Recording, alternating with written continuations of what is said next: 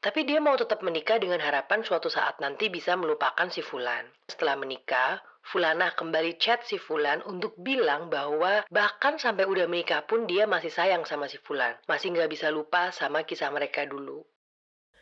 Waktu itu pas buka explore Insta, mau search sebuah akun, mataku nggak sengaja mengarah ke salah satu postingan random yang ada di bagian kiri. Postingan itu berupa sebuah tangkapan layar WhatsApp yang rupanya berisi percakapan antara seorang laki-laki dan perempuan. Ternyata yang perempuan adalah mantan dari si lelaki dan lelaki ini sekarang sudah menjadi suami orang lain. Biar gampang, si mantan ini aku sebut Fulana dan si lelaki aku sebut Fulan. Inti dari percakapan tersebut adalah sampai saat ini, Fulanah masih belum juga bisa melupakan si Fulan. Padahal Fulan ini sudah bahagia dengan perempuan yang ia nikahi. Lalu Fulanah pun bilang bahwa sebentar lagi dia akan menikah dengan seorang laki-laki yang sayang sama dia. Tapi sampai H-3 hari Fulanah masih terus chat Fulan dan bilang kalau dia masih belum bisa lupa.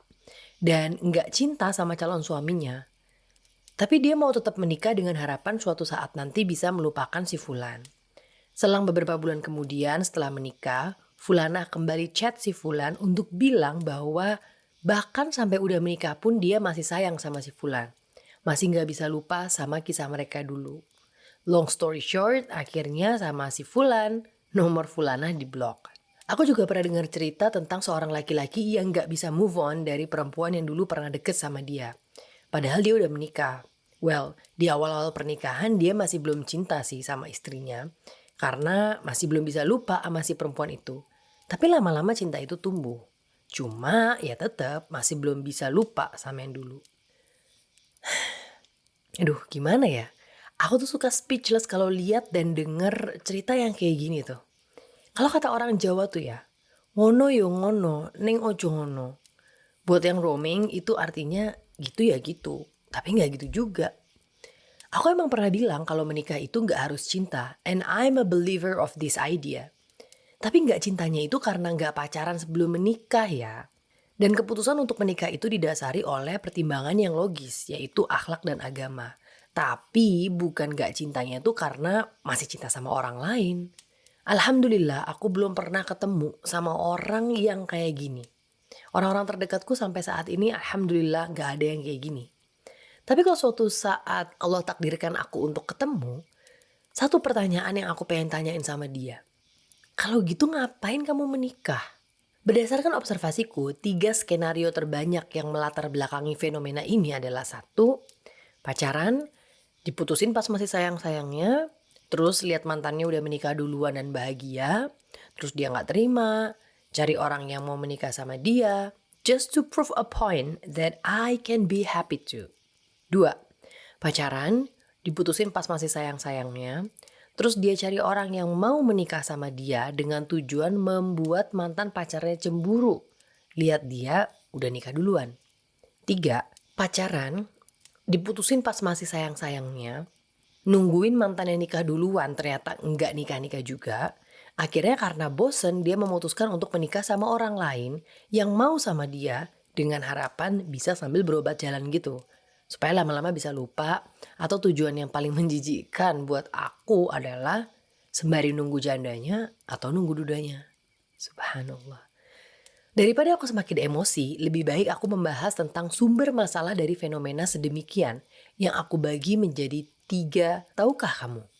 Tahukah kamu bahwasannya apa yang sudah menjadi takdirmu tidak akan melewatkanmu? Dan apa yang telah melewatkanmu tidak pernah menjadi takdirmu. Mau kamu jungkir balik kayak apapun, kalau dia emang bukan jodohmu ya nggak akan menikah. Begitu pula sebaliknya.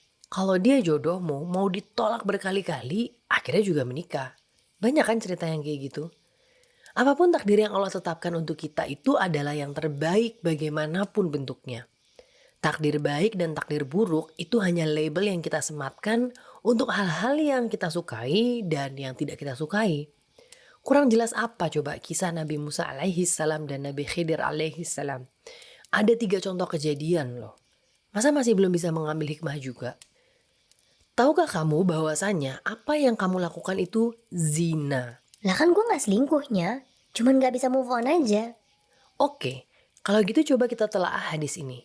Rasulullah Shallallahu Alaihi Wasallam bersabda, mata itu berzina, hati juga berzina.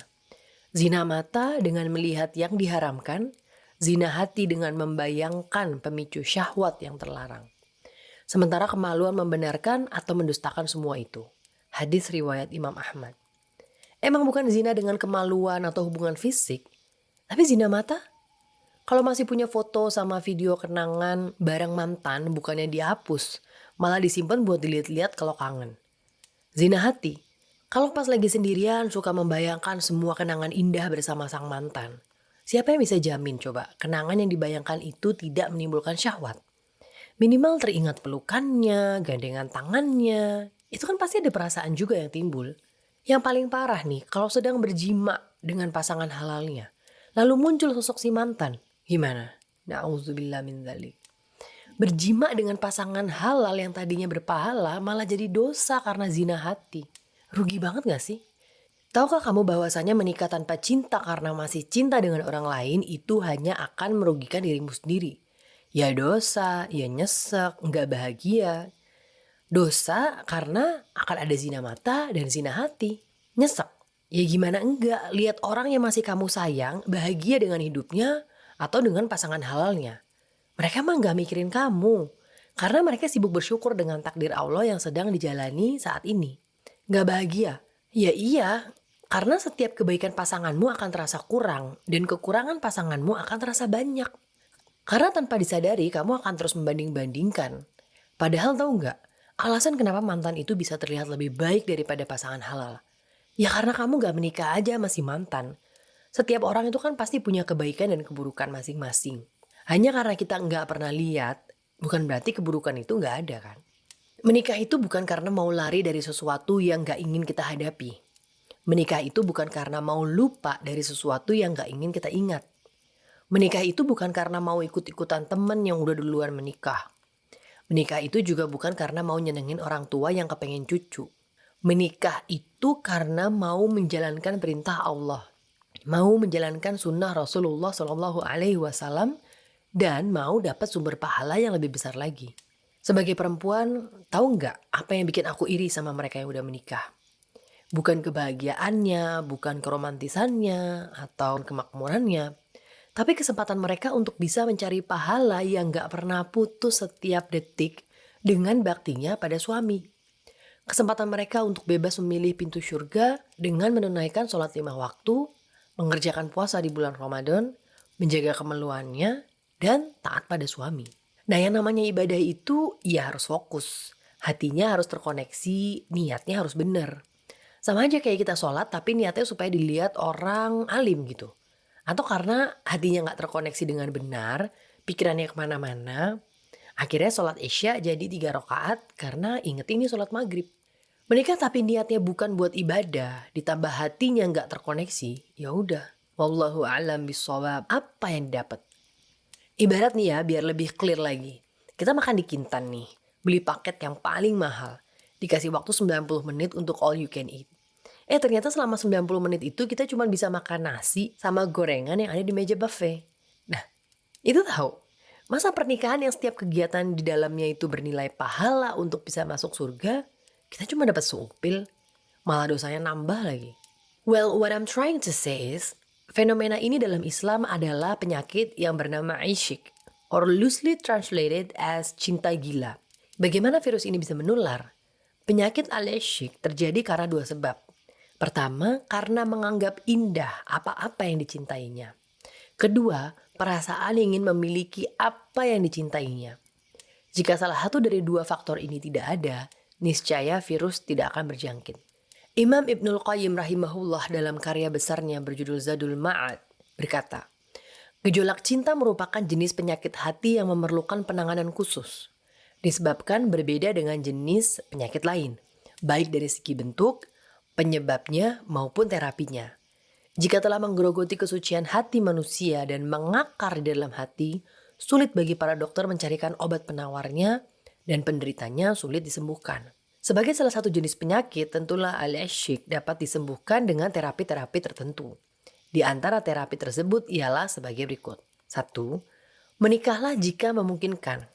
Maksudnya jika dua orang dimabuk cinta, solusinya adalah menikah, atau kalau ternyata dia tergila-gila dalam diam, maka ajaklah orang yang dicintainya tadi untuk menikah.